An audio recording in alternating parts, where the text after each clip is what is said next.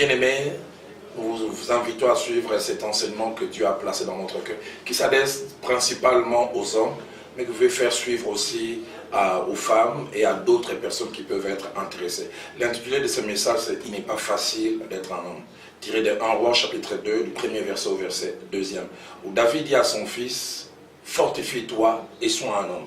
Au travers de cet enseignement, nous voyons d'abord c'est quoi un homme, quels sont les principes attachés au fait d'être un homme, et tous les secrets qu'il y a qui peuvent nous aider à être des vrais hommes pour les bénéfices de nous-mêmes, pour les bénéfices de notre entourage, de l'Église et de la société. Suivez cet enseignement et vous ne manquerez pas d'être bénis. Seigneur notre Dieu, merci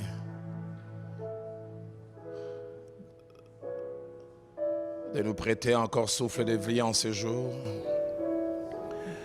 de nous avoir assistés dans diverses activités dans lesquelles nous étions partie prenante. Certains à l'école, à l'université, certains dans un travail libéral, quelqu'un d'autre derrière quelques tables comme commerçant, derrière un ordinateur et que sais-je encore. Et tu nous réunis ce soir autour de ta parole. Et de nous faire du bien au travers de celle-ci.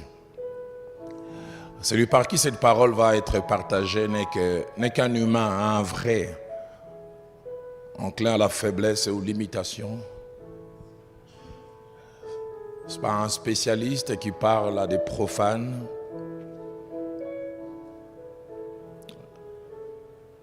C'est un apprenti qui parle à d'autres apprentis. Avec sûrement un peu de la seule différence, c'est que tu m'as donné quelques lumières, sûrement de petites. Et je prie que tu me rendes capable de bien les exprimer. Et les partager avec crainte et tremblement, parce que ta parole déclare qu'il n'y ait pas parmi vous beaucoup qui enseignent, car tous ceux qui enseignent seront jugés plus sévèrement. Bénis cette heure, au nom de Jésus. Amen. Que Dieu soit béni. Bonsoir à tout le monde. Est-ce qu'on peut se saluer les uns les autres, à gauche, à droite?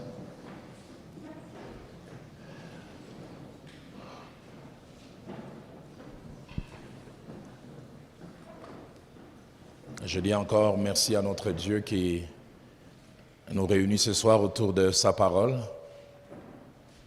Mais je dis aussi merci au pasteur Timothée pour la possibilité qu'il me donne de partager cette parole avec vous. Merci aux responsables de ces départements si importants dans la vie de l'Église. J'aimerais sans plus tarder lire avec vous un seul texte. Premier livre des Rois, au chapitre 2. Et nous lirons deux versets, le verset premier ainsi que le verset deuxième. 1 Roi au chapitre 2, versets 1 à 2. La Bible dit « David approchait du moment de sa mort et il donna ses ordres à Salomon son fils en disant « Je m'en vais par les chemins de toute la terre. Fortifie-toi et sois un homme. » Fortifie-toi et sois un homme. Je voudrais durant quelques minutes parler aux hommes de différents âges, de différentes générations ici réunies, sur le thème assez étrange et atypique. Ce n'est pas facile d'être un homme. J'ai à peine 55 ans et ce titre n'est vraiment pas seulement le titre d'un enseignement, mais je peux le dire avec mes 55 ans de vie. C'est pas facile d'être un homme. Il y a un jour où c'était tellement dur, je dis, j'aurais voulu m'appeler Roland, pas Roland. j'aurais voulu être du sexe féminin. Je me suis marié le 5 novembre 80, le 17 octobre plutôt. 5 novembre, ça c'est ma date de conversion. Le 17 octobre 92. Et bon, les 4 mois après, il y a eu les secondes pillages à Kinshasa. J'ai appris plus tard que ça s'est passé dans plusieurs provinces. Donc à peine 4 mois de mariage, mon épouse enceinte pour la première fois. Et j'étais allé prêcher à l'une de nos cellules de la borne, très loin, à plus d'une vingtaine de kilomètres, et c'est à partir de là que les pillages ont commencé. Et j'ai dû même arrêter l'enseignement que j'étais en train de faire et obligation de rentrer à la maison. Mais comme il n'y avait pas de moyens de transport, j'ai dû faire le pied, je pense à partir de 17h, 17h30. J'ai fait les pieds jusqu'à Upen avec l'un des amis que j'ai, pasteur Kali. Lui, il n'était pas encore marié. Et puis il rentre dans la parcelle de la borne où lui et moi, nous avions habité un moment. Il me propose même, est-ce que la situation n'est pas si facile? Est-ce que tu ne restes pas ici avec moi? J'ai dit, j'ai laissé l'enfant d'autrui là-bas. C'est vrai, Jésus est au ciel, mais c'est bon que je sois aussi à ses côtés. Et j'oublie pas, je fais les pieds, je prends des chemins détournés, puis vers 20h, 20h moins 5, j'arrive chez nous. Et j'entre, j'ai jamais oublié comment il a crié de bonheur, de joie, mais aussi de soulagement de me voir revenir parce que ça tirait de partout. Et juste le temps que je rentre, elle m'a informé depuis 1 heure, puisque on habitait un quartier pas très loin du célèbre camp Tchachi. Et il semble qu'il y avait un pillage systématique. Ils pillaient le numéro 1 de l'avenue, numéro 2, numéro 3, puis ils allaient déposer les effets. Quand ils revenaient, ils disaient où est-ce qu'on s'était arrêté, et ils continuaient. Et juste le temps que j'arrive, 15 minutes après, j'ai entendu des bruits au portail. Ils cognaient, et puis, comme ça ne s'ouvrait pas, ils ont escaladé. J'ai regardé au travers des treillis. Ils étaient au nombre de 5. Et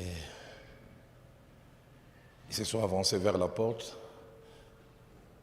Le temps que je me rende compte, mon épouse a battu le record mondial du 100 mètres. Piou! Je lui ai toujours demandé, en 27 ans de vie commune, comment elle a fait pour se retrouver sous les lits. Parce que l'espace entre le sol et les lits est très petit. J'ai compris en biologie, on appelle ça instinct de conservation de la vie. Quand tu veux conserver la vie, tu es capable de l'impossible. Je ne sais pas si vous avez entendu parler de l'histoire de ces paralytiques que l'on a menés pour venir mendier. Mais le jour où il y a eu la guerre, il n'a pas eu besoin qu'on les porte. Il semble qu'il a commencé à courir avec et il dépassait les gens qui ont des jambes. C'est pour ça que je appelle ça instinct de conservation de la vie. Pourquoi j'en parle? Parce que quand je l'ai vu à cet endroit, mon désir était au même endroit qu'elle. Mais j'avais le malheur d'être le mari. Et le temps que ces jeunes gens cassent la porte et puis ils entrent. Je faisais les calmes. Qu'est-ce qu'il y a? Quelqu'un a dit qu'on a peur, il faut faire peur aussi. On a discuté quelques 5 minutes. Je pense qu'ils ont pris 1 ou 2 choses, puis ils sont partis, j'ai fermé la porte. Quand j'ai rentré, je voyais son œil comme un chat. Elle est sortie, elle dit, tu es courageux. J'ai dit, qu'est-ce que tu crois?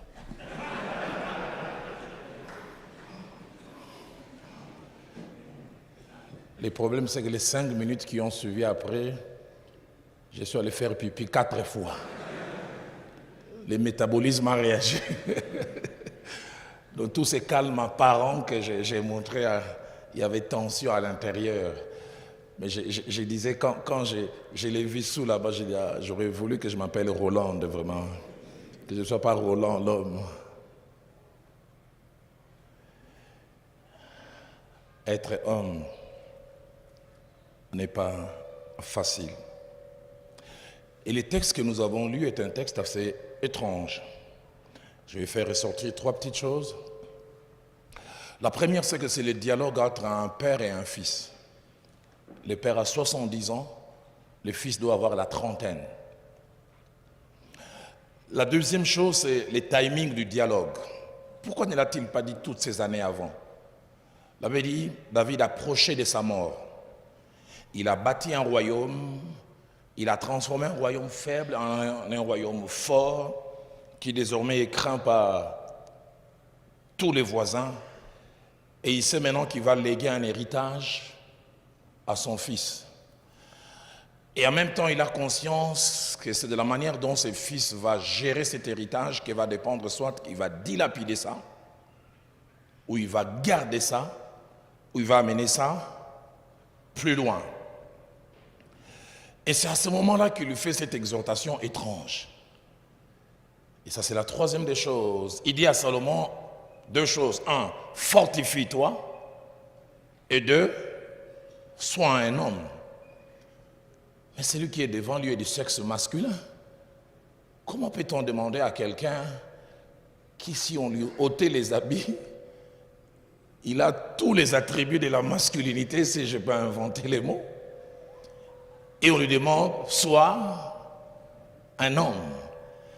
Et là, déjà, j'aimerais dire, c'est qu'on peut avoir physiologiquement le sexe masculin, mais on n'est pas un homme. Alors aide-moi à dire à ton voisin, est-ce que toi tu es un vrai homme?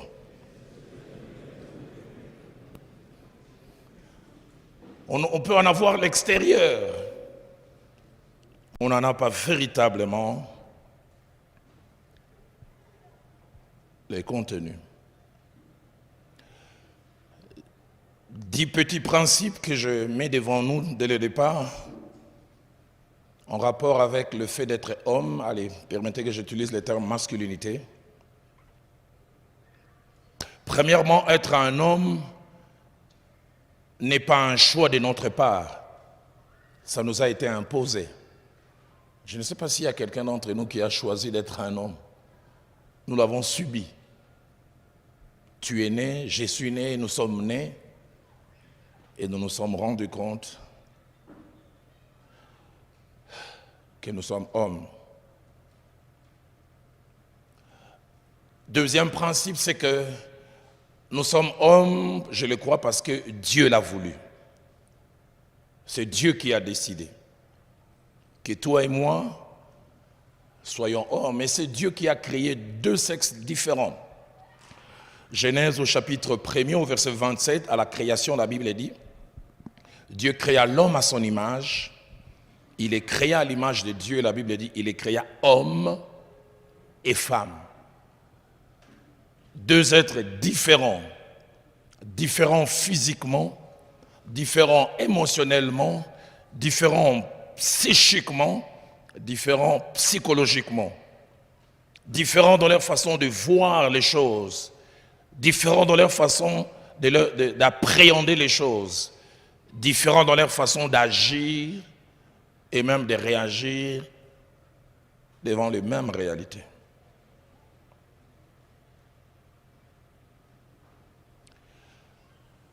Troisième chose, être un homme, cela crée des attentes. Et ces attentes sont attachées à deux entités, si je peux utiliser les termes. Être homme crée des attentes, d'abord vis-à-vis du Créateur. Celui qui nous a créés a des attentes, que nous soyons ce pourquoi il nous a créés. Il veut que nous soyons des hommes masculins. Mais deuxièmement, être homme, cela crée des attentes attachées à la société, qui s'attend à ce que nous puissions nous comporter comme des hommes et des vrais. Et par société, j'entends parents, sœurs, épouses, et plus tard, même les enfants. Si la version Louis II traduit 1 Roi chapitre 2 verset 2 en disant « Fortifie-toi sois un homme. La version Parole de vie que j'aime beaucoup dit, fortifie-toi, conduis-toi en homme. Et une conduite qui fait qu'on puisse t'identifier comme étant un homme. La version français courant dit, montre-toi courageux et conduis-toi en homme responsable. Quatrième vérité importante ou principe, c'est que se comporter en homme nous valorise. Comme se comporter en homme nous valorise. Et ça nous valorise premièrement à nos propres yeux. Deuxièmement, ça nous valorise aux yeux des autres. Et troisièmement, ça nous valorise aux yeux de Dieu.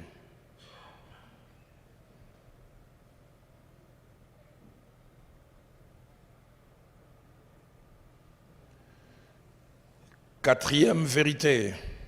Cinquième vérité. L'échec dans la masculinité ou l'échec dans le fait d'être un homme et un vrai est toujours mal vécu. Surtout par ceux qui sont connectés à nous. Qu'il est triste d'avoir comme époux en étant une femme, un homme qui ne se comporte pas en homme. J'ai entendu parler de cet homme, c'est un Quinois, il n'y a qu'un Quinois qui peut agir comme ça, pas au Katanga, surtout pas au Katanga. Il dort avec son épouse vers 2 heures du matin, des bruits bizarres, et puis il s'élève et dit, Madame, va regarder, qu'est-ce qu'il y a? Les dangers est là, mais il envoie Madame. Il y a un Quinois en bon lingala, Madame, est-ce que c'est le rôle de la femme? L'échec dans la masculinité, dans le fait d'être un homme est toujours mal vécu, surtout par ceux et celles qui sont connectés à nous.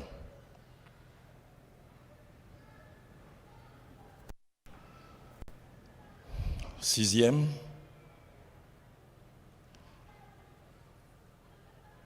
être homme n'est pas naturel et automatique, ça s'apprend. Être homme n'est pas naturel ni automatique, ça s'apprend. Ça s'apprend de 2 manières. Premièrement, par l'initiation. Et sur ce plan, nous, les sociétés modernes, on a perdu beaucoup de choses. Les sociétés traditionnelles, c'était des usines à fabriquer des vrais hommes. J'étais très jeune, je pense il y a plus de 35 ans en arrière. J'ai suivi un film américain. Les titres en anglais, c'est Roots, et en français, c'est Racine. Ceux qui peuvent se souvenir, avec un célèbre acteur, Koutanki, quelque chose comme ça. Voilà. Et on montre comment des jeunes gens arrivent à l'âge de 15 ans, on les prend du village, et on les amène dans une initiation de 6 mois. Et je n'ai jamais oublié les leaders très costauds qui devaient s'occuper de l'initiation, alors que les mères avaient accompagné leurs enfants. Il a dit cette phrase que j'oublierai jamais. Il dit, des petits garçons vont en forêt, des hommes reviendront dans 6 mois. Parce que quand on les retire, on leur apprenait comment bâtir une case, comment faire un piège, comment aller à la cueillette, comment faire ceci, mais on leur apprenait aussi des principes moraux et psychiques. Le courage, l'abnégation. La société moderne a fait de nos enfants des autodidactes qui se débrouillent. L'initiation. Et c'est pourquoi il est bon que l'Église aussi, si la société ne le fait pas, que l'Église le fasse. Mais deuxième manière qui nous aide à être des hommes, c'est par le fait d'être exposé à un modèle. Le fait d'être exposé à un modèle. Allez, moi je n'ai pas de garçons, je n'ai que des filles. Mais j'aimerais que vous sachiez, vous parents qui avez des enfants du sexe masculin, que les petits-enfants que vous avez sont en stage. Ils apprennent à être hommes en vous voyant être hommes. Ils apprennent comment un homme se comporte en vous voyant vous comporter. Se comporter lui-même, se comporter par rapport à sa relation avec sa femme. J'ai lu un merveilleux livre écrit par un psychologue français chrétien. Le titre, c'est « La répétition des scénarios familiaux ». Des scénarios familiaux plutôt. Et dans ce livre, il dit des choses étonnantes.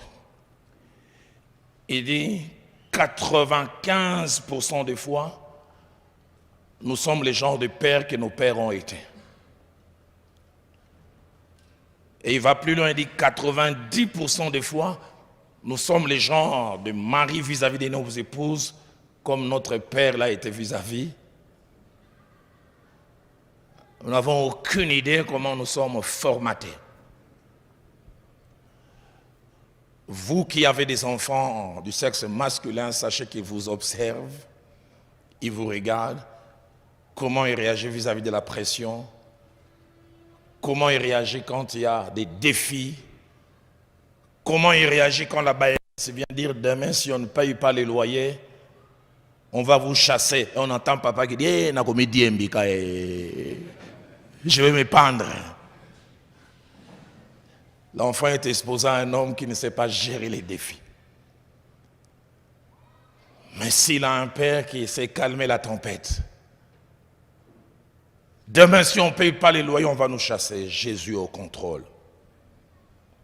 Et il voit papa chanter Alléluia, Alléluia.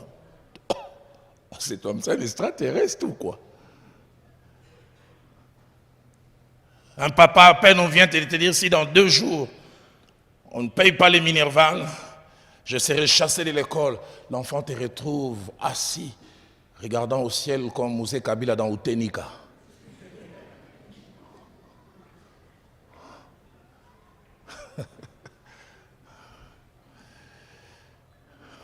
L'initiation, et puis le fait d'être exposé à un modèle, ça va vous étonner. Jésus même, comme fils, a été influencé par les modèles de son père. Lui-même le dit dans Jean chapitre 5 au verset 19. Il dit le fils ne peut rien faire de lui-même. Il ne fait que ce qu'il voit faire au père. Et écoutez ce qu'il dit. Tout ce que le père fait, le fils aussi le fait pareillement. Un jour, ma mère m'a regardé, j'avais 22 ans, et me dit mais Roland, tu sais que tu as même les postures de ton père, les tics verbaux.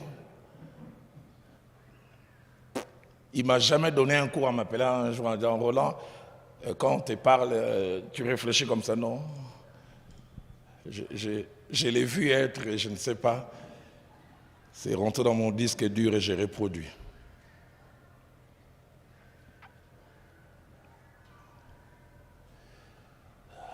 Septième vérité au principe, être homme n'est pas facile. Et là, je reviens à notre titre. Être homme n'est pas facile. Au fait d'être homme est attaché des privilèges, mais aussi des défis. Et des fois, plus des défis que des privilèges.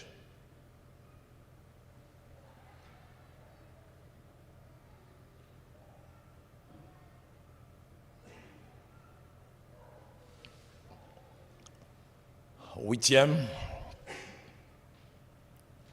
et avant-dernier principe, c'est que le Dieu qui nous a créés hommes veut que nous soyons des hommes, mais des vrais hommes. Des vrais hommes.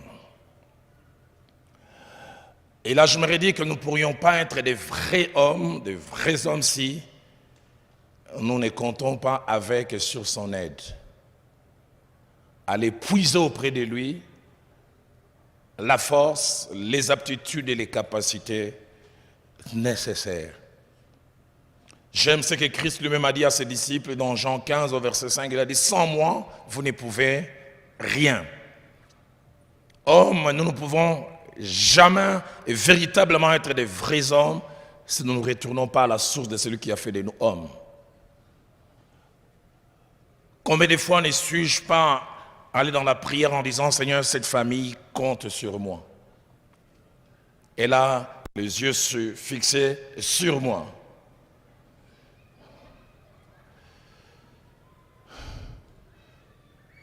Jamais oublié un jour, en Nairobi, on passait par des moments très très difficiles.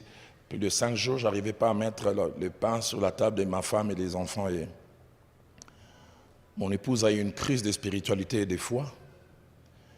Il m'a réveillé à 5 heures et dit, Roland, on va prier. Pourquoi tu as l'air triste? Dieu va agir. Elle a conduit la prière de 5 heures à 8 heures. Ouf, j'avais l'impression que le ciel était descendu sur terre. Dit, Dieu est au contrôle, Dieu va agir. Et puis chacun est allé de son côté. Vers 9 heures, elle vient calmement vers moi. Roland, qu'est-ce qu'on va manger? Mais je lui ai dit, mais toi et moi, on s'est adressé au même Seigneur. Donc, en fin de compte, même quand on s'adresse à Dieu, c'est toujours moi qui dois bouger. Et puis elle me dit, mais tu veux que j'aille où? Que je sorte sur la rue, que je dise, papa, yo, laisse abisoa, papa, donne-nous à manger.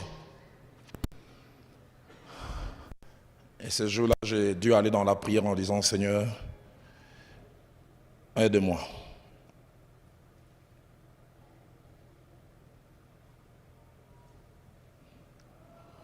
Dixième et dernier principe. 9e. Alors le tout dernier chez moi, c'est qu'échouer dans le fait d'être homme est peut-être très préjudiciable. Très, très préjudiciable.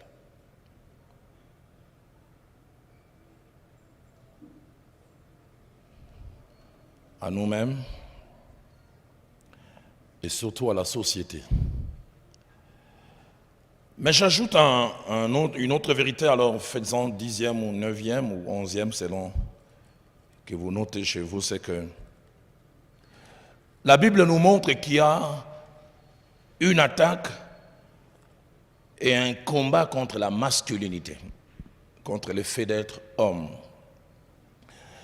Et vous n'avez aucune idée, certaines choses que nous subissons, vous et moi, ce n'est pas nous qui sommes visés directement, c'est toutes celles et tous ceux qui sont connectés à nous. Remontez avec moi dans Exode au chapitre 1er. Quelque chose d'étrange se passe en Égypte. La première fois que j'ai découvert ça, je dis, mais qu'est-ce qui est caché derrière? Lisez avec moi Exode chapitre 1er. Commençons d'abord au verset 8. Il s'éleva sur l'Égypte un nouveau roi qui n'avait point connu Joseph. Il dit à son peuple, voilà les enfants d'Israël qui forment un peuple plus nombreux, plus puissant que nous. Allons, montrons-nous habiles à son égard, empêchons qu'il ne croisse et que s'il survienne une guerre, il ne se joigne à nos ennemis pour nous combattre et sortir ensuite du pays. Verset 15, les rois d'Égypte parlant ainsi aux sages femmes des Hébreux, nommées l'une Shifra et l'autre Poua.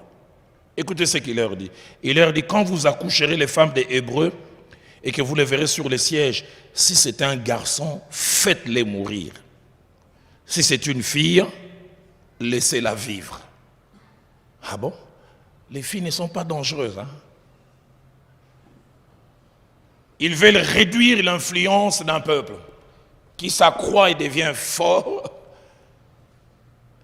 Mais ces rois qui s'est retrouvé en conseil de sécurité, les gens réfléchissent. Il dit l'affaiblissement d'un peuple passe par toucher la jante masculine, les hommes. Si ce sont des filles, laissez-les. Mais les hommes, tuez-les. Et parmi les attaques que nous sommes en train de vivre, c'est l'attaque touchant les sexes masculins. Ici, on ne les ressent pas encore. En Occident, c'est de plus en plus fort.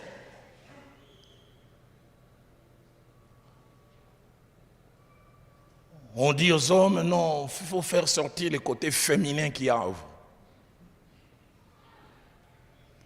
Il ne faut pas être trop viril. L'image de l'homme tend de plus en plus à être bafouée. Et c'est la grande guerre du genre, gender. Et tout ce qui est visé derrière, c'est détruire et anéantir une société. Et ce soir, selon que le temps va me le permettre, j'avais prévu 3 choses, mais je verrai, peut-être je parlerai de 2, pour ne pas trop vous retenir. Si le temps permet, j'irai aux 3. Et si être homme n'est pas facile, il y a 3 choses attachées à la masculinité. La première, il est demandé aux hommes que nous sommes d'être courageux. Le courage, c'est une chose qui doit s'attacher aux hommes que nous sommes. Le courage est défini de plusieurs manières. J'aimerais essayer de faire ressortir toutes les définitions que je peux trouver. Premièrement, le courage est défini comme étant l'énergie ou la force de la volonté qui se manifeste principalement devant les difficultés des situations pénibles.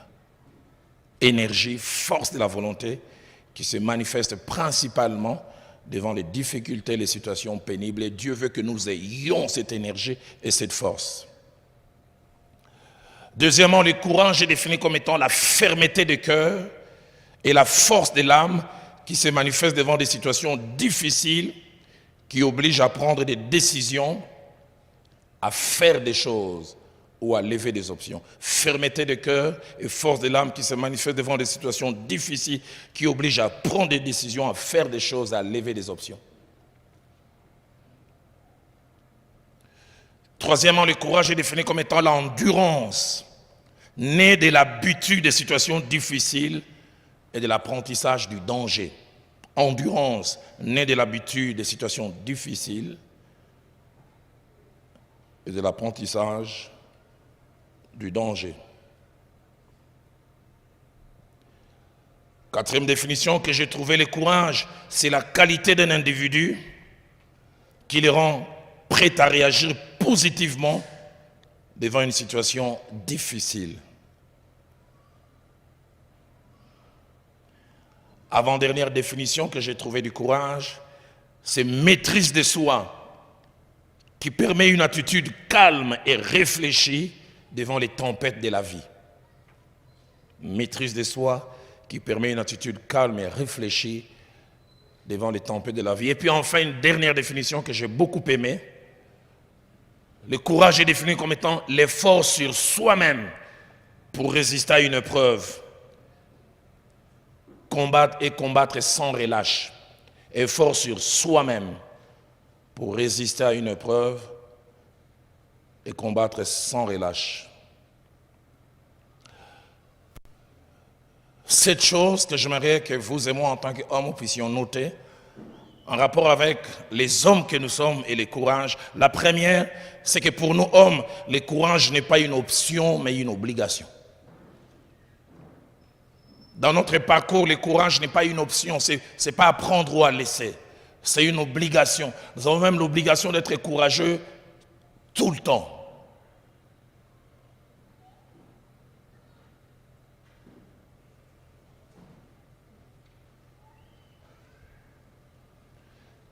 Deuxièmement, le courage est une nécessité pour soi-même et pour les autres. Car le plus souvent, les autres ont les yeux et les regards tournés vers nous. Combien de fois des défis n'ont-ils pas été lancés? J'ai mes 3 premières filles qui ont étudié loin du pays en Amérique du Nord. La 4e vient d'aller l'année passée. Mais surtout pour les 2 premières, allez, la 3e, Dieu nous avait mis un peu au large financièrement. Mais les 2 premières, ça a été des sauts par la foi. On a dit on avance. Mais combien de fois n'avons-nous pas reçu des deadlines? La fille appelle et dit, papa, je n'ai pas encore payé l'argent qu'il faut pour habiter les campus. Et là, on est lundi, on dit, si jusqu'à vendredi, je ne paye pas, on va me faire sortir. Et combien il faut payer? $3,000. Et en compte, je regarde, on n'a que 300, 350. Je dis, calme-toi, Dieu au contrôle. D'ici vendredi, on va la voir. Et je raccroche. Et mon épouse, quand je rapproche, je dis, toi, tu dis, on va la voir comment? Je dis, on va la voir. Et tu sauras que je suis un homme de Dieu. Et quand je quitte là, j'ai dit, je fais un tour au bureau. Quand j'arrive au bureau, je tombe par terre, j'ai dit, Kolo Nasuki. Là, j'ai calmé. De l'autre côté, je vais pleurer.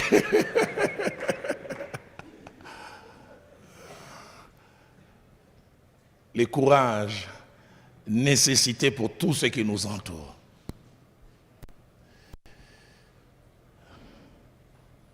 Pour nous-mêmes et pour les autres.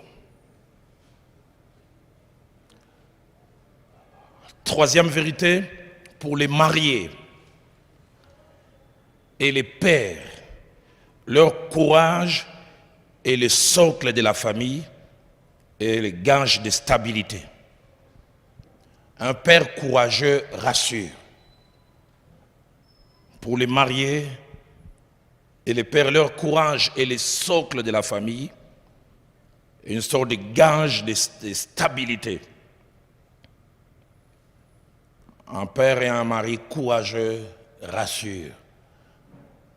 Je comprends pourquoi David, il sait que Salomon est jeune, mais les défis sont grands, il dit, fortifie-toi, sois un homme. Salomon, si tu te comportes en homme, tout ce royaume sera stabilisé.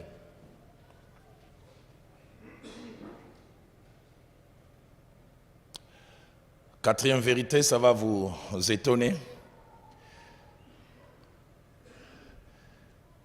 C'est que femmes,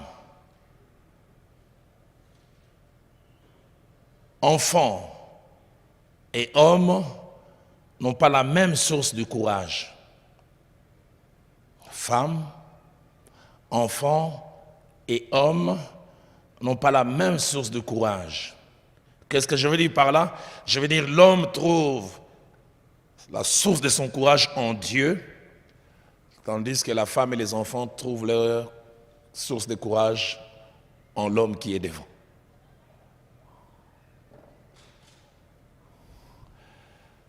Nos enfants ont nos yeux fixés vers nous. Nos épouses ont les yeux fixés vers nous. Mais nous, on a le malheur, on a seulement les yeux fixés vers le Seigneur. Et c'est dans la mesure où nous puisons vers lui que nous pouvons aussi fortifier les autres.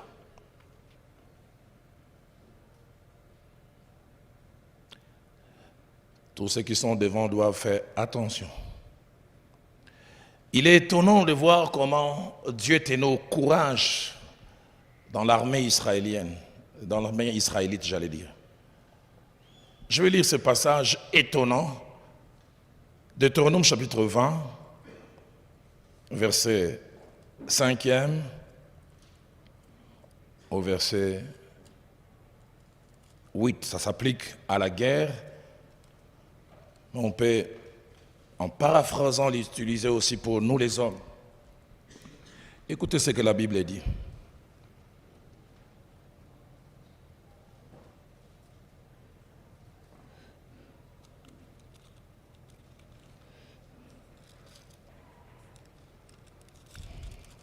La Bible dit, les officiers parleront ensuite au peuple, diront, qu'est-ce qui a bâti une maison neuve et n'y s'y est point encore établi? Qu'il s'en aille et retourne. Allez, je préfère même quasiment au verset 2. À l'approche du combat, les sacrificateurs s'avancera et parlera au peuple. Il leur dira, écoutez Israël, vous allez aujourd'hui livrer bataille à vos ennemis, que votre cœur ne se trouble point, soyez sans crainte et ne vous effrayez pas, ne vous épouvantez pas devant eux. Car l'Éternel, votre Dieu, marche avec vous pour combattre vos ennemis, pour vous sauver. Les officiers parleront ensuite au peuple et diront, qu'est-ce qui a bâti une maison neuve et ne s'y est point encore établi, qu'il s'en aille et retourne chez lui, de peur qu'il ne meure dans la bataille et qu'un autre ne s'y établisse. Verset 6. Qu'est-ce qui a planté une vigne et n'en a point encore joui, qu'il s'en aille et retourne chez lui, de peur qu'il ne meure dans la bataille et qu'un autre n'en jouisse. Verset 7. Qu'est-ce qui a fiancé une femme et ne l'a point encore prise, qu'il s'en aille et retourne chez lui, de peur qu'il ne meure dans la bataille et qu'un autre ne la prenne. Et écoutez le verset 8, 9 et 10.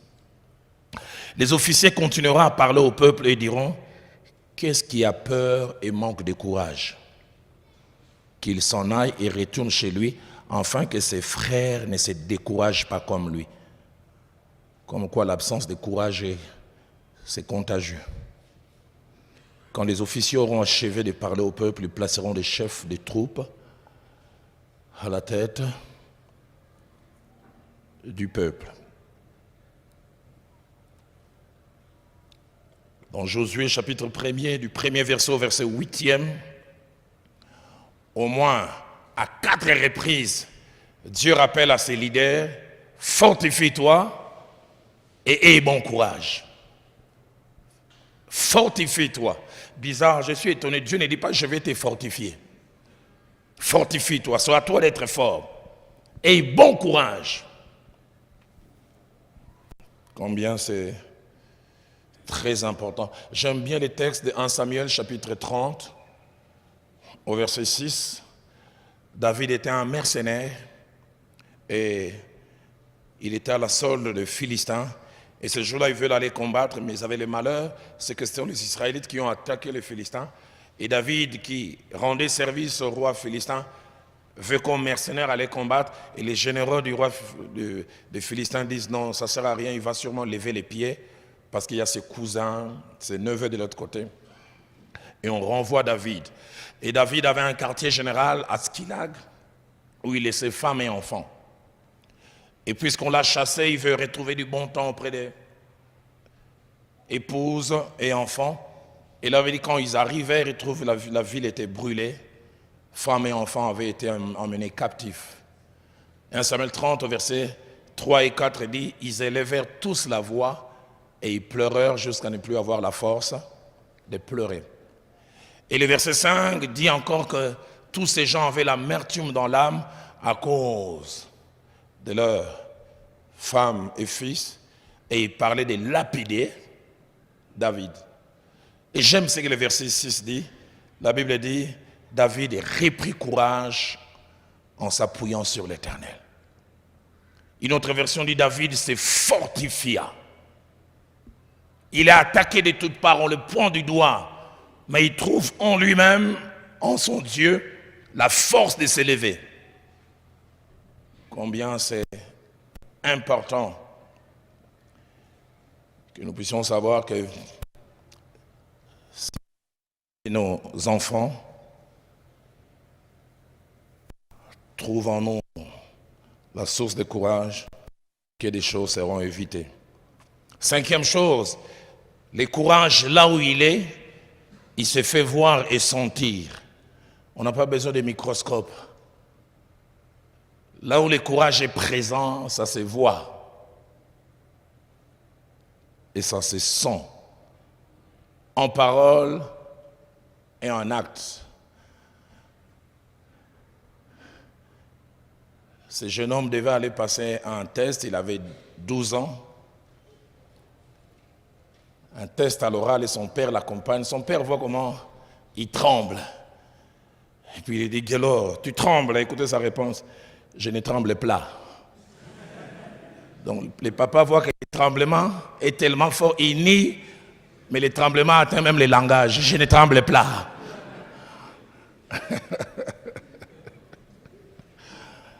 Le courage, là où il est présent, il se voit et il se sent. Tu peux regarder dans les yeux, frère Azobang. Il a peur. Moi, on va y arriver. Dans Esdras, chapitre 10, au verset 4, il est dit, prends courage et agis. Le courage s'accompagne de l'action. 2 Chroniques 25 au verset 11, la Bible parlant du roi Amathia, il dit, il prit courage et conduisit son peuple.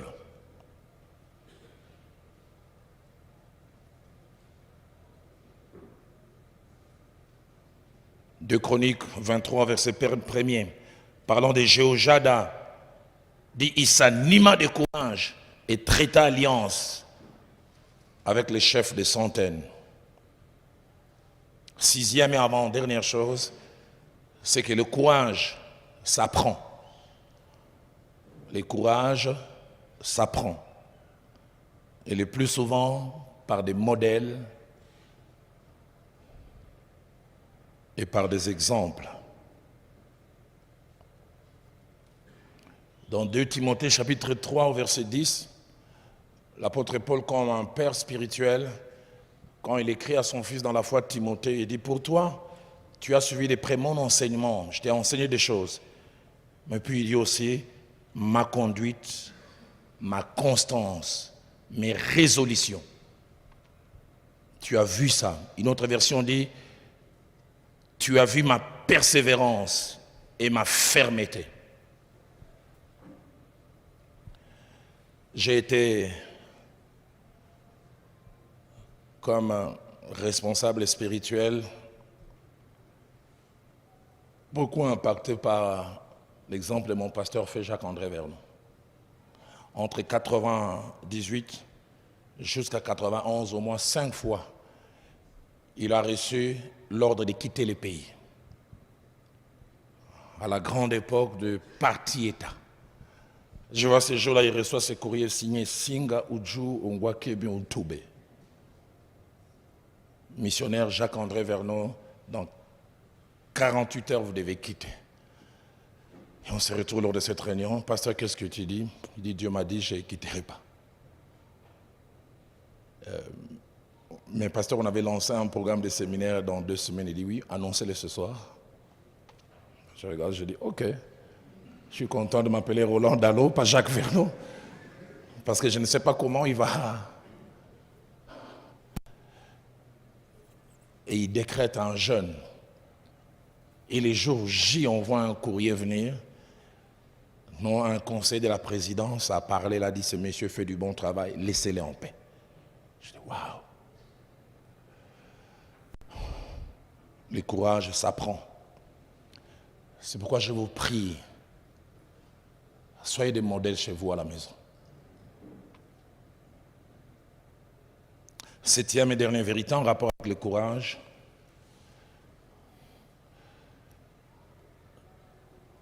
Le courage, pour l'avoir, comme pour la sagesse dans Jacques chapitre 1, verset 5, nous pouvons le demander à Dieu. Jacques chapitre 1, verset 5 dit, si quelqu'un d'entre vous manque de sagesse, qu'il la demande à Dieu, qu'il la donne à tous simplement. Et c'est à moi de paraphraser. Si quelqu'un d'entre vous manque de courage,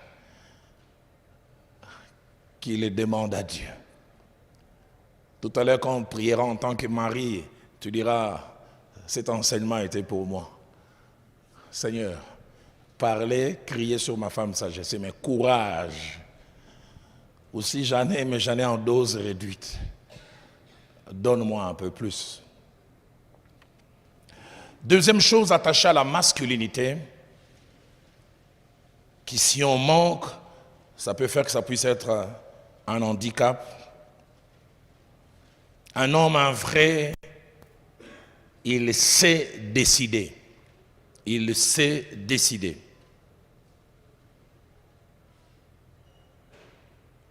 Il sait décider. L'un des attributs attachés au fait d'être homme, c'est l'obligation de lever les options pour soi-même et pour les autres. Décider.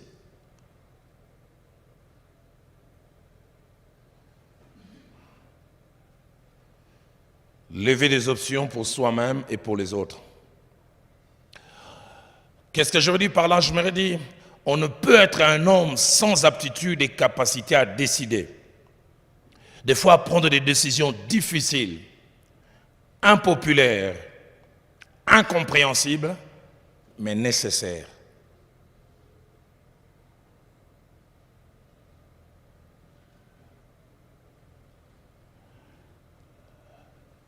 Quand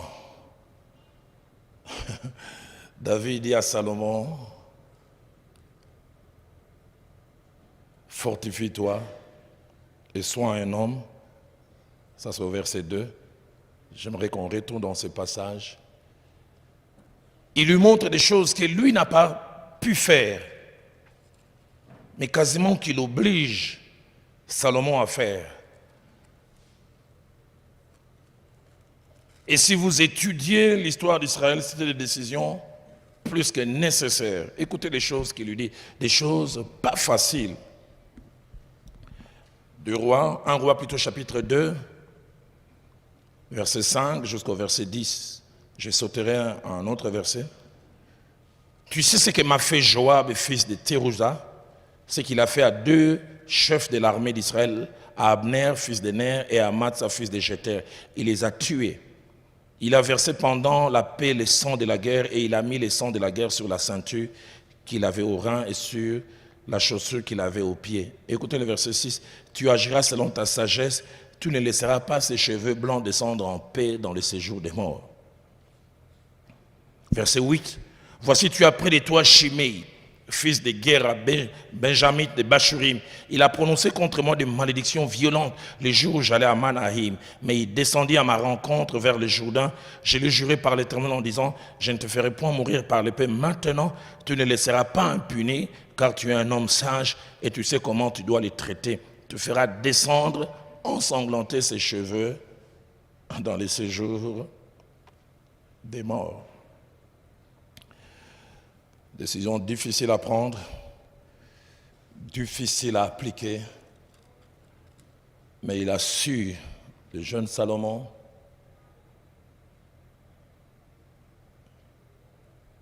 c'est décidé. On va plus loin, toujours 1 roi chapitre 2 à partir du verset 19. Bathsheba s'est rendue auprès du roi Salomon pour lui parler en faveur d'Adonija.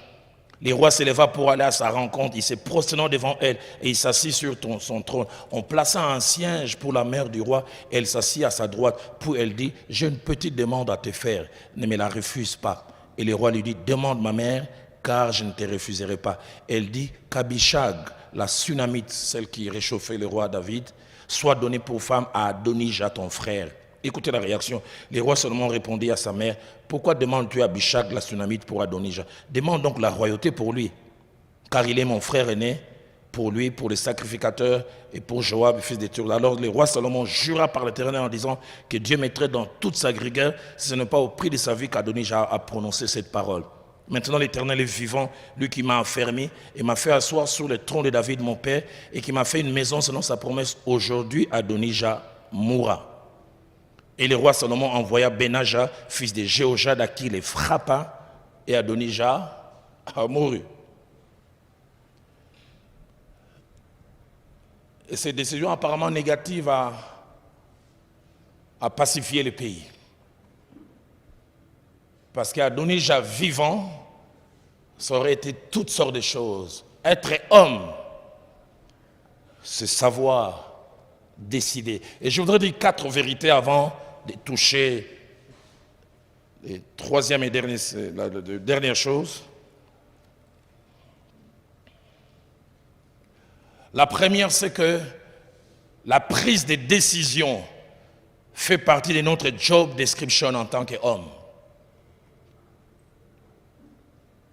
Quand on te donne un poste, on dit tu es conseiller spécial en matière de sécurité, on te donne un job description. Tu feras ceci, tu feras cela. Et dès le jour où nous sommes nés comme hommes, dans les job description, décider. Aide-moi à poser la question de ton voisin. Est-ce que tu sais décider? Ça fait partie de notre job description. Deuxième vérité, en rapport avec les temps, il y a 3 défauts à éviter en rapport avec les décisions. En rapport avec les temps, il y a 3 défauts à éviter en rapport avec les décisions. Premièrement, la précipitation. C'est décider trop vite, et la plupart des fois, trop vite veut dire sans réflexion. Mais deuxièmement aussi, la perte de temps. Faire passer trop de temps avant de lever une option. Et troisièmement, l'indécision. Perte de temps due au fait de tergiverser.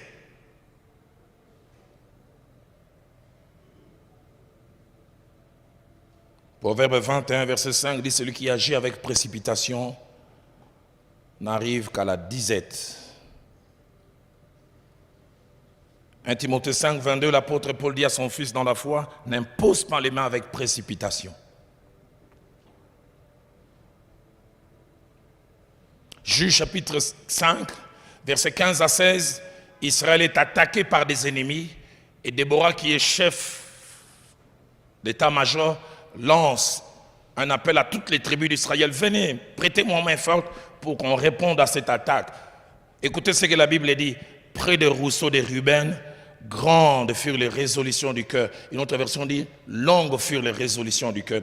Et le verset 16 dit, grandes furent les délibérations du cœur. Délibérations sans fin. Avec Dieu, des fois, il est possible de décider vite et bien. Et quelquefois, il faut savoir se décider. J'oublie jamais ce jour, je vais visiter un ami aux cliniques Ngaliema. Et juste, je passais devant la maternité, je rencontre un vieil ami avec qui on avait étudié à l'internat au Bas-Congo en 76-77, transpirant. Et pourtant, c'était la saison sèche au mois de juillet. Je lui demande qu'est-ce qu'il y a. Il dit, mon épouse et moi, on attendait un heureux événement, 6 ans de mariage, sans enfant.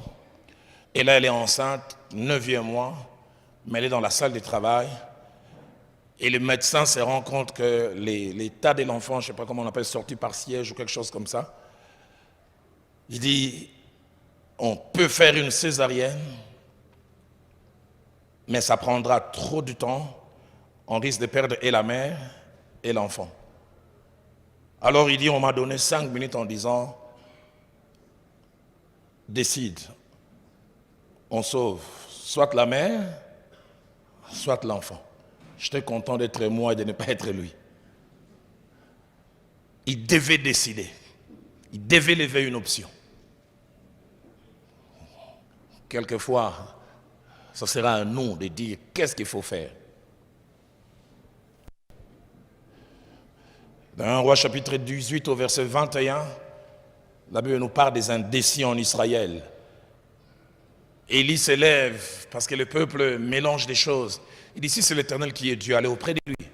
Si c'est Baal, allez auprès de lui. Écoutez ce que la Bible dit, le peuple ne lui répondit rien. Personne ne veut décider. Ça me rappelle un slogan que l'on répétait souvent quand on était petit, en criant, en vantant Mobutu. Ce n'est qu'en grandissant, je dis, mais finalement, notre choix était quoi? Maréchal Mobutu Sese, il disait, nous sommes ni à gauche, ni à droite, ni même au centre. Alors je me demandais finalement, on était où? Et on criait, Papa Maréchal! Sans décision. Bon, Les autres disent on ne faisait partie d'un qu'on appelait les non-alignés. Ma famille, les non-alignés s'alignaient quelque part. Mais j'aime Josué, dans Josué 24 au verset 15. Ça, c'est le type des hommes qui savent décider. Un moment de mélange en Israël. Les gens mélangent la vraie divinité avec toutes sortes d'idolâtries. Et Josué s'élève et il dit, si vous ne trouvez pas bon de servir l'Éternel, choisissez aujourd'hui qui vous voulez servir. Ou le Dieu que servaient vos pères au-delà du fleuve, ou le Dieu des Amoréens. Mais il dit, moi et ma maison, nous servirons l'Éternel. J'en parlerai tout à l'heure en finissant. Il n'est pas allé consulter sa famille, femme et enfants. Bon, qu'est-ce que vous pensez?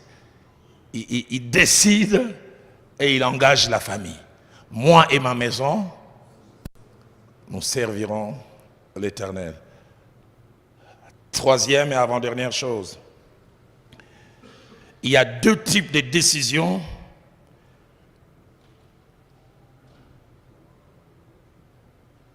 qui des fois nécessitent l'ouverture aux autres.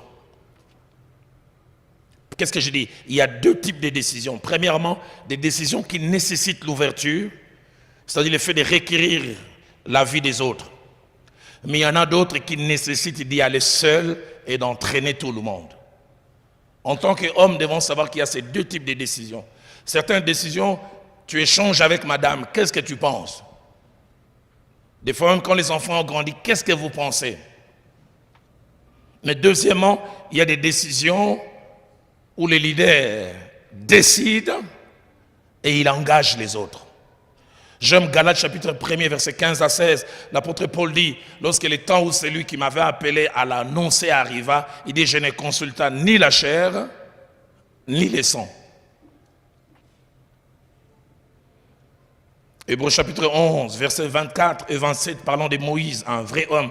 C'est par la foi que Moïse, devenu grand, refusa d'être appelé fils de la fille de Pharaon. Et la Bible ajoute, il regarda l'opprobre de Christ mieux que toutes les richesses de l'Égypte. Et le verset 27 ajoute, c'est par la foi qu'il se montra ferme, sans être effrayé par la colère du roi. Quatrième et dernière vérité, la Bible nous montre un Dieu qui décide. Et ça, c'est un exemple qu'on devrait avoir en tant qu'homme, un Dieu qui décide. Genèse 3, versets 23 à 24, il avait dit à Adam et Ève, le jour où vous mangerez ces fruits, vous périrez. Et Adam et Ève ont mangé les fruits, la Bible dit, il les chassa du jardin. C'est sûr, comme créateur, il souffrait.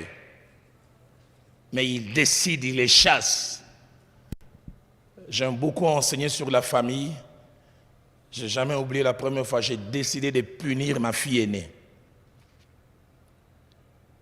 Ce jour-là, j'ai mis de côté ce célèbre dicton où on dit que les enfants sont des anges. Eunice avait, je pense, 1 année, 8 mois. Et j'avais déjà commencé à lui dire, la bibliothèque de papa est sacrée, il ne faut pas toucher les livres de papa. Et j'avais un célèbre fouet que j'avais nommé du nom du fouet de mon maître, le premier de l'école primaire. Parce que je suis allé à l'école le 8 septembre 69 à l'Athénée de Kalina, le premier jour, j'entre en classe, ce monsieur sort son fouet, il dit ça s'appelle Elongolapio, celui qui ôte les foies. Il dit répétez Elongolapio. Et ça m'a inspiré. Quand j'ai eu ma première fille, j'ai fabriqué aussi mon Elongolapio. Et Nice était beaucoup francophone, elle n'arrivait pas à bien prononcer, c'est Elongolapio. J'ai dit non, pas Pio, Pio. Un jour, je rentre, je ne la trouve pas au salon en train de regarder les dessins animés qu'elle aimait. Et j'entends du bruit dans ma petite bibliothèque. Et je trouve qu'elle est en train de nager au milieu des livres, comme si c'était une piscine. C'est pour ça que je dis, ce jour-là, j'ai découvert que les enfants ne sont pas des anges. Je suis allé prendre les fouets. J'ai dit, Eunice, ça c'est quoi? Il dit, Elongolapio. Et papa avait dit, si Eunice touche les livres de papa, qu'est-ce que papa va faire? Écoutez sa réponse. Papa avait dit qu'il va pardonner.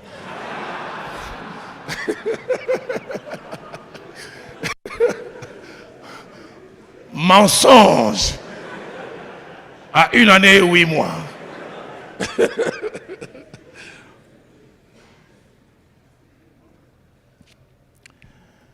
Et j'oublierai jamais Je lui ai dit, mets les doigts comme ça.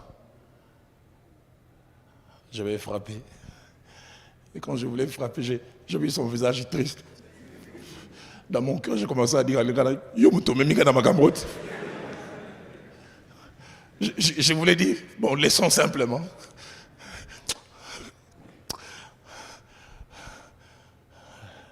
J'ai tapé, ou mieux, j'ai décidé de taper, malgré moi. Je n'oublierai jamais, quand je l'ai tapé, je suis sorti sur la rue, j'ai pleuré.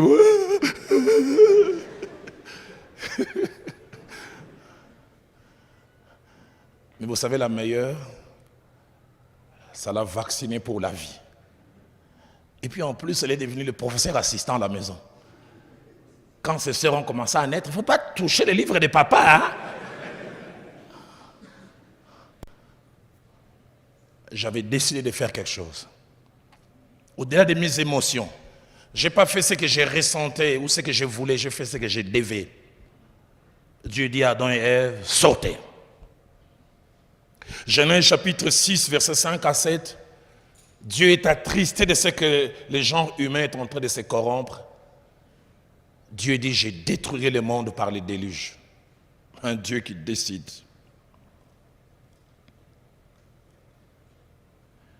Genèse 19, 24 à 25. L'Éternel qui fait pleuvoir sur Sodome et Gomorrhe parce qu'ils ne se comportent pas bien. Que Dieu nous aide à être des hommes et des femmes qui savent se décider. Je n'ai jamais oublié ce jour où j'ai eu toute la maison contre moi. Ma fille aînée devait finir à l'école américaine à Kinshasa et les examens étaient entre les 10. Elle avait fini ses examens et comment on appelle ça? Il y avait 2 cérémonies entre les 10 et les 12 juin. Ou les 10, les soirs on se retrouve en famille, on fait un speech et les enfants font un speech et nous suivons et le jour qui suit la remise des diplômes.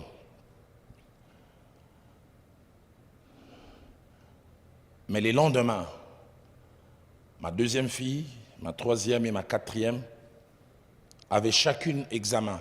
Les 2 premières avaient examen des maths, et la 2e plutôt, et la 3e avait examen des maths, et la cadette avait un examen de physique, de cours dans lesquels les 3 étaient très faibles. On devait quitter la maison vers 17h, vers 16h30, je les ai vus se préparer. Je dis, vous allez où? Oh non, nous voulons aller assister au speech d'A-Unis. Je dis non. Aucune d'entre vous ne va aller. Toi, en physique, le meilleur score que tu fais, c'est 5 sur 10. Vous deux en maths, quand vous avez eu 6, vous vous réjouissez. Je ne veux pas avoir des scores moyens. Nous avons bien étudié. Je dis, à panne. Mon épouse m'appelle en chambre, non, Roland, c'est un grand jour, c'est leur sœur. Je dis, il y a examen demain. Elles pourront assister à la cérémonie, mais l'examen, elles restent. Je me souviens, on allait à la collation, mon épouse et moi, on était des covoisins. Elle ne parlait pas, mais je savais en tant que chef de famille, c'était la bonne décision. Il y a des choses pour lesquelles il n'y a pas de négociations. C'est pour son bien et c'est pour le bien des enfants. Un vrai homme, c'est celui qui s'est décidé. Je n'ai jamais oublié cette illustration du fait pasteur Lukosa. Il est venu nous enseigner à Kinshasa. Il nous apprend en tant qu'homme, il dit, homme, faites attention. Il dit, toute femme a un côté manipulateur. Et une femme, quand elle veut te faire plier, elle utilise l'arme à destruction massive, les larmes. Alléluia. Et tu commences à amender la constitution de ton pays. Et le feu pasteur Lukosa a dit, il y a des choses sur lesquelles tu ne dois pas bouger. Il dit, si tu vois ton épouse pleurer, si tu as aussi un dépôt de larmes, accompagne-la dans les larmes. Pleurez vous deux.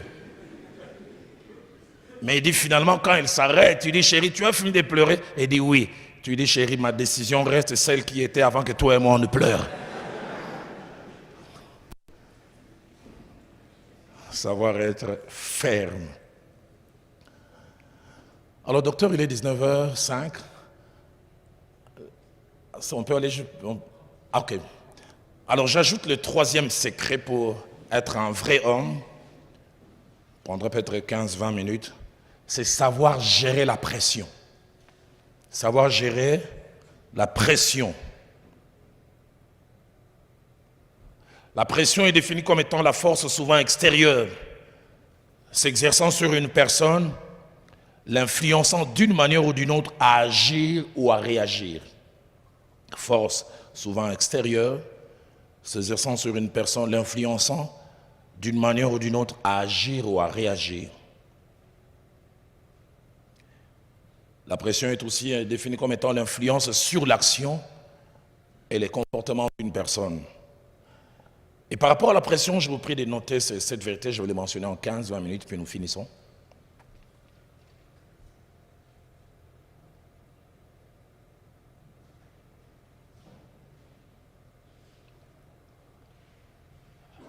Le premier principe, c'est que tout homme est appelé un jour à rencontrer la pression sur le chemin de sa vie et par rapport à sa position.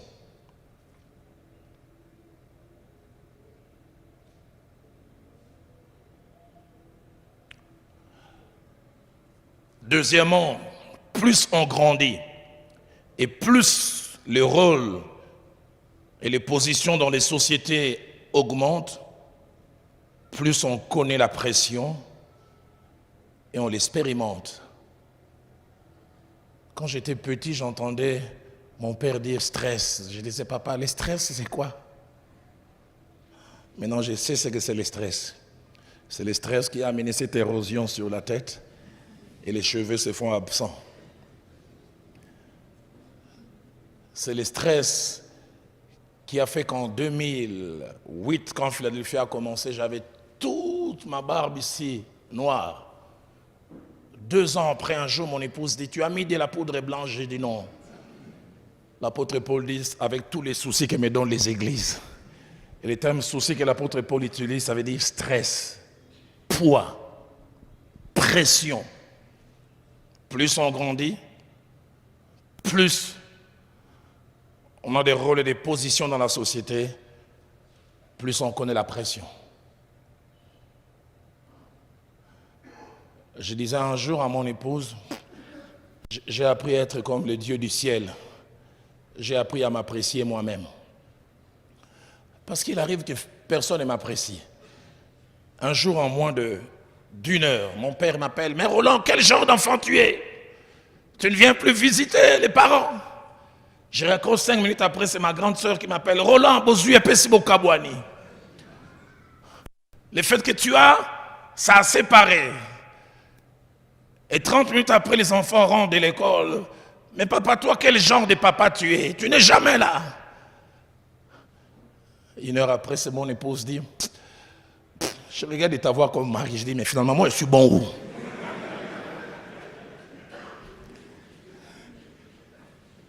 Et le temps que je dise comme ça, un vieil ami m'appelle. Mais Roland, mon kilier, la vie. J'ai dit, je ferai comme les dieux du ciel. Vous savez, le Dieu du ciel, quand il a créé, il n'a pas entendu que les gens apprécient. Il avait dit, et Dieu, vu que ce qu'il avait fait était...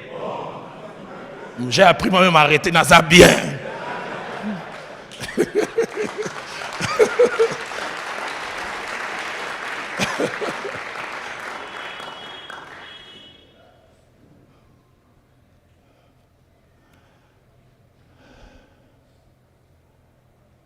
Plus on grandit, plus on expérimente la pression. Troisièmement, les pressions les plus difficiles à gérer sont celles qui viennent de nos épouses. 1 Roi chapitre 21, verset 25, nous parle d'un roi qui au départ était bon, mais qui a fini par changer. Là-bas, il n'y a eu personne qui se soit vendu comme Akab pour faire ce qui est mal aux yeux de l'Éternel. Et là, il dit, Jézabel, sa femme, l'y excitait.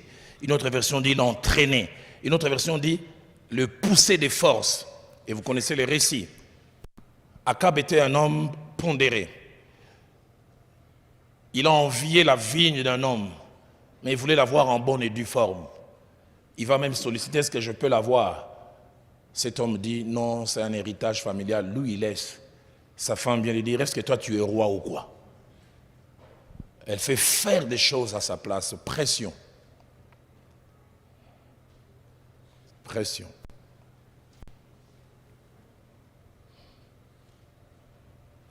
Genèse 3, au verset 6. Adam a mangé les fruits à cause de la pression de sa femme. Dieu avait dit, vous ne toucherez pas à ces fruits. Adam a mangé par amour. Il connaissait les fruits. Mais Ève, où est-ce que tu as eu ça? Il a dit. Moi j'ai mangé, ça fait quoi? Vous n'avez aucune idée au nom de l'amour. Des fois vous nous voyez costauds ici. Mais ce sont ces bouts de femmes qui nous tiennent par les bouts du nez. Nous venons crier, vu que, entendu que, ordonnance doit entrer en vigueur à la date de sa signature, fait à Kinshasa, Roland Dalo Kitondo. Mais derrière, c'est une femme. Ce qui est bijou et yété. Zongawa. Vous verrez cet homme qui travaillait à la DGRAD, à la DGI, qui ne faisait pas les faux vrais, les vrais faux, commence à les faire à cause. Un homme m'a dit, pasteur, ma femme m'a réveillé ce matin en me montrant son cou en lui disant, Kingo, et là, tu as bijou quand on a l'eau là. C'est cool là, hein? Collier au ciel seulement. Si avant 2 semaines, il n'y a pas de bijoux, hein, tu iras me récupérer chez mes parents. Alors vous serez étonné que ces policiers des roulages commencent à demander des cartes de baptême.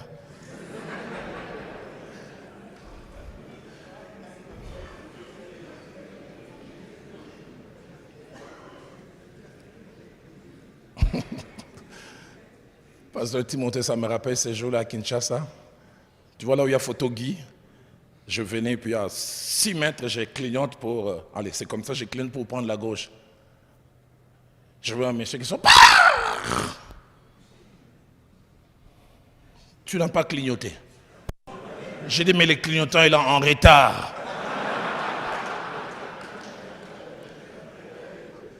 Allez, on va au bureau.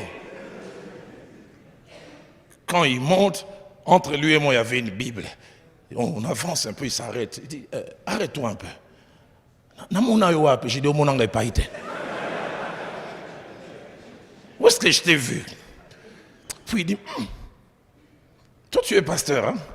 L'adjoint du blanc là de la bord. Ah! Pasteur au clignotant qui n'a eu.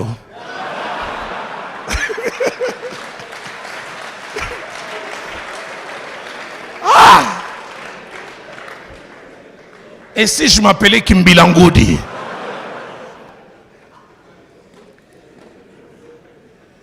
Il me dit simplement, je ne travaille même pas sur la route, je suis secrétaire du colonel. J'ai dit au colonel, donne-moi même 1000 francs, 2000 francs que je manque quelque chose. Le colonel dit, toi tu as la tenue et tu meurs de faim.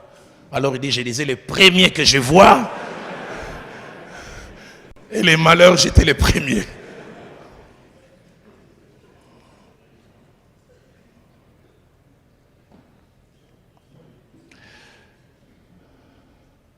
Troisième, les pressions peuvent avoir 2 visages. Il y a des pressions négatives, mais des fois aussi il y a des pressions positives. Genèse 3, 4 à 6, quand Adam, Ève plutôt, pousse Adam à manger, c'est une pression négative.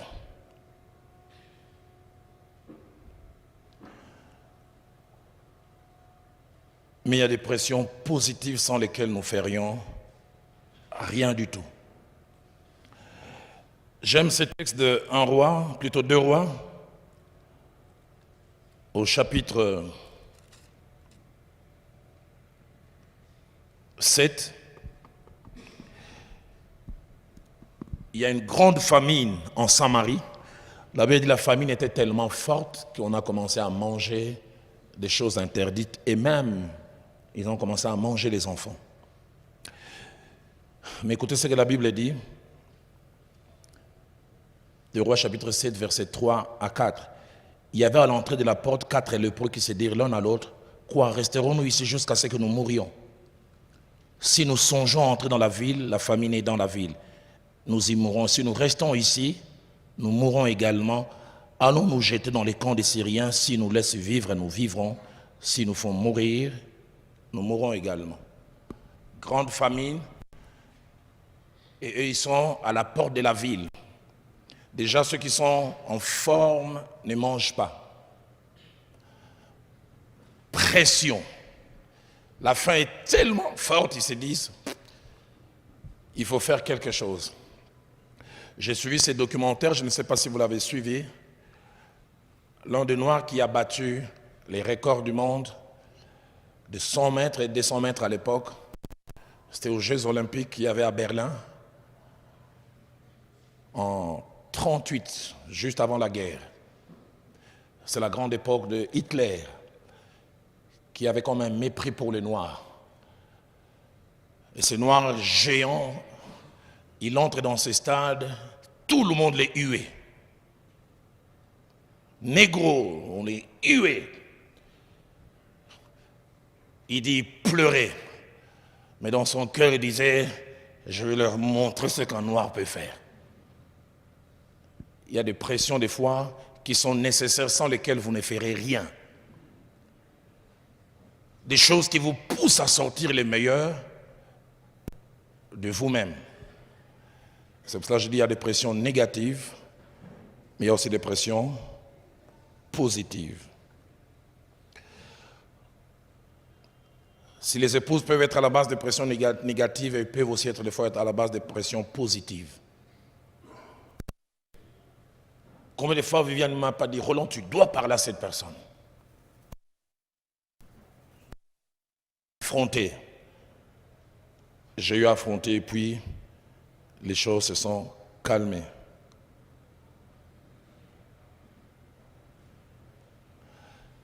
Quatrième chose, le problème avec la pression n'est pas souvent leur présence, mais leur gestion. Comment nous les gérons?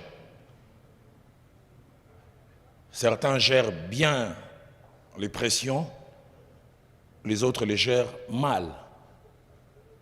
Genèse 39, verset 10, Joseph a subi des pressions en tant qu'homme. La Bible dit, la femme de Potiphar, quoi qu'elle lui parlait chaque jour, de manière constante, Joseph refusa de coucher avec elle et d'être auprès d'elle. Mais écoutez ce que la Bible dit dans Juge chapitre 16 au verset 16. Comme elle était chaque jour à l'importuner, Samson perdit patience. L'un sait gérer la pression. Joseph, poussé par la femme de Potiphar, il est ferme. L'autre finit par céder. Il livre les secrets qu'il ne devait pas livrer. Cinquième, notre façon de gérer la pression déterminera notre futur. Notre façon de gérer la pression déterminera notre futur. 1 Samuel chapitre 24, verset 5 et verset 11, j'aime beaucoup la manière dont David a su gérer la pression. Il est en train de fuir et puis Saül est à sa merci. Écoutez ce que la Bible dit. Tous ces gens qui étaient à côté de lui, c'est l'Éternel qui les livre. Et finalement, quand David ne tue pas Saül, écoutez ce qu'il dit au verset 11, on m'excitait à te tuer, mais j'étais épargné et j'ai dit, je ne porterai pas la main sur mon Seigneur, car il est loin de l'Éternel. Avons-nous suffisamment de force pour résister à tout le monde, quelle que soit la pression? Le pasteur Vernon me disait cette phrase que je n'ai jamais oubliée. Il disait, seul un poisson mort est entraîné par les courants, mais un poisson vivant peut aller à contre-courant. La pression, mais tu peux aller à contre-courant. Je ne sais pas si vous avez entendu parler de l'histoire de Martin Luther, les réformateurs. Il affiche ces 8 choses pour dire combien il était contre cette institution religieuse de l'époque. Et on vient les voir parce qu'il y avait une sorte de fatwa contre lui, qu'on allait les tuer On envoie une délégation de 10 personnes. On vient lui dire, Martin, tu dois fuir et tu dois partir parce que tout le monde est contre toi. Il a dit quoi? Tu as dit quoi? Tout le monde est contre toi. Il semble qu'il est resté calme. Il a relevé la tête, il dit, allez dire à tout le monde, je suis contre eux.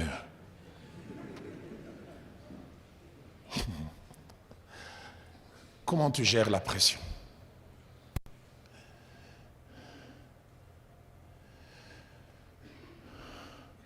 Comment tu résistes? Sixième et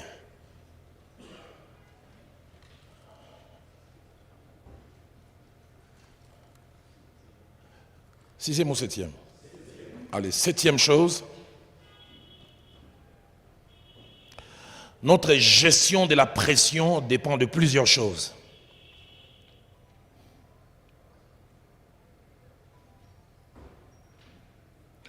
Premièrement, il dépend de la qualité de notre communion avec Dieu.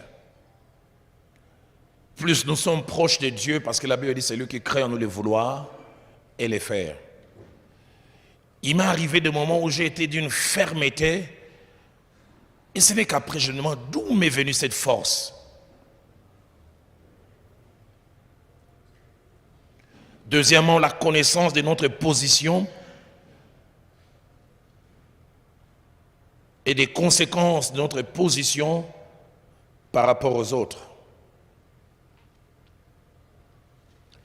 Troisièmement, notre personnalité ainsi que notre tempérament. Il y a des gens qui sont des flegmatiques, prêts à lâcher à la première possibilité, mais il y a d'autres qui sont colériques, sanguins, capables de gérer la pression. Mais à un certain niveau du leadership, la pression, il faut savoir la gérer. La pression, on peut la trouver à la maison, avec son épouse, avec les enfants. La pression, on peut la trouver plusieurs autres endroits. J'ai un ami il était locataire avec son épouse depuis 12 ans de vie commune. Et puis il commençait à mettre de l'argent de côté. Il devait acheter un terrain qui coûtait $5,000. Et puis ils sont quasiment arrivés à 4,200.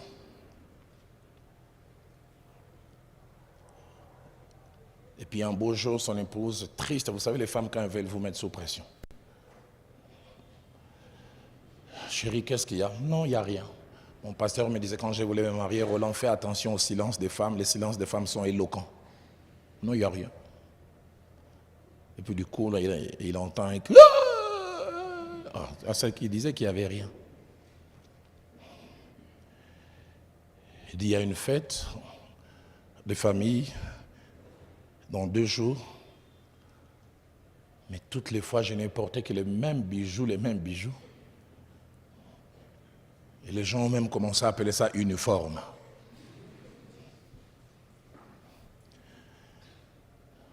Je tiens à y aller, mais si seulement j'ai de nouveaux bijoux. Les mariés demandaient, c'est que tu veux, ça coûte combien? Il disait, si c'est 100, je veux. Non, 500. Le mari a dit, mais on n'a pas d'argent, calmement. Bon, à Lupango cassé. Et l'argent que l'on met de côté,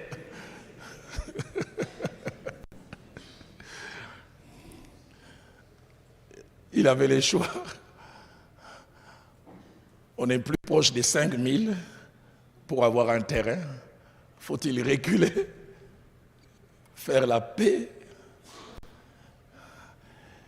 Il dit, j'ai pris les risques. J'ai dit, chérie, les bijoux, tu en auras. Cette parcelle, si nous la ratons, quelqu'un d'autre peut l'avoir.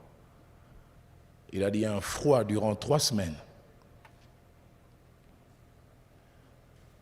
Mais 2 mois après les jours où ils achètent la parcelle, c'est elle qui va témoigner à l'église. Alléluia!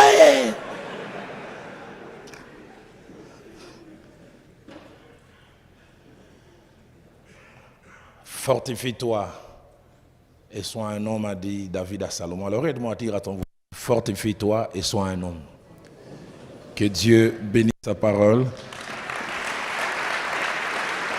Est-ce qu'on peut s'élever? On peut s'élever. Chacun qu'on se tient la main dans la main, 2 à 2 si possible. J'aimerais que les musiciens viennent, ils vont nous aider à chanter un cantique. Seigneur Jésus, je t'aime, je me donne tout à toi. Ramène-moi aux choses simples. Et je voudrais après que nous puissions nous appuyer sur le Dieu grand, le Dieu capable, en disant Seigneur, rends mon frère capable d'être un homme et un vrai. C'est pour son bien, le bien de sa femme, le bien de ses enfants, le bien de la société. Et nous allons aussi à la fin prier, fais de nous des vrais hommes. Nous allons d'abord chanter ces cantiques et puis nous prierons.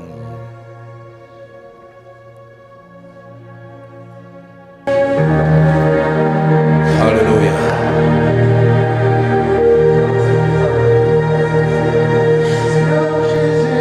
Je t'aime, je me donne tout à toi.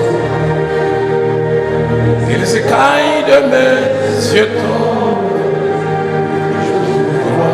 Tel que tu es, ramène-moi.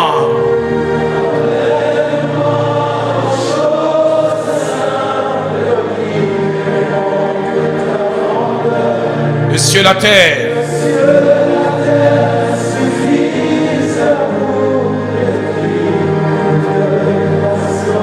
Ouvre mes yeux.